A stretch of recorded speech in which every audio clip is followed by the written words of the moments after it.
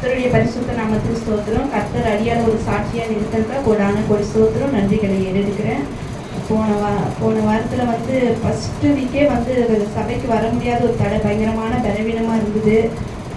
Medical டேப்லெட்லாம் வாங்கி போட்டால் அது வந்து செட் ஆகல, ரொம்ப ஒரு கேர் ஆகிடுச்சு. காலைல எவ்வளோ ட்ரை பண்ண எழுந்திரிக்க முடியாமல் ஒரு பயங்கரமான பலவீனம், வர முடியல. கர்த்தர் தான் என்னை மன்னிக்கணும். அப்புறம் வந்து அன்னையிலேருந்து வந்து இந்த ஒரு வாரமாகவே எனக்கு ரொம்ப மனசு கஷ்டம், பலவீனம், வாயில் ரொம்ப புண்ணாயிடுச்சு. ரொம்ப ஒரு வேதனையாக தான் இருந்தேன்.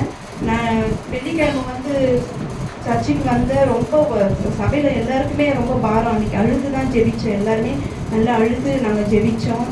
கர்த்தர் நல்லா ஜெபிக்க கிருபை செய்தார். தடைகளை உடைத்து அன்னைக்கு கொண்டு வந்தார்.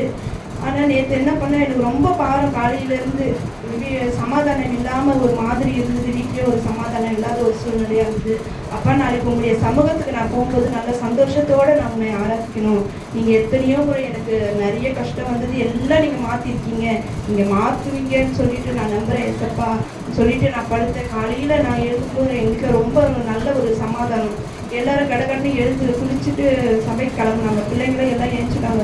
சில வாரம் நான் எழுப்பிக்கிட்டே இருந்து இருக்கணும், அவர் எழுப்பணும், பிள்ளைங்களை எழுப்பணும், அப்படி ஒரு கஷ்டமாக இருக்கும். ஆனால் காலையில் உற்சாகத்தோடு எழுந்து கிளம்ப கர்த்தர் கிருபை செய்தார். பலவீனங்களை மாற்றினார். தேவனை கொடான கொடி ஸ்தோத்திரம். ஆண்டவர் எனக்கு நிறைய அற்புதம் செஞ்சிருக்காரு. நான் கஷ்டப்பட்டு அழுதுனா உடனே என்னுடைய அழுகையை கர்த்தர் மாற்றிருக்காரு.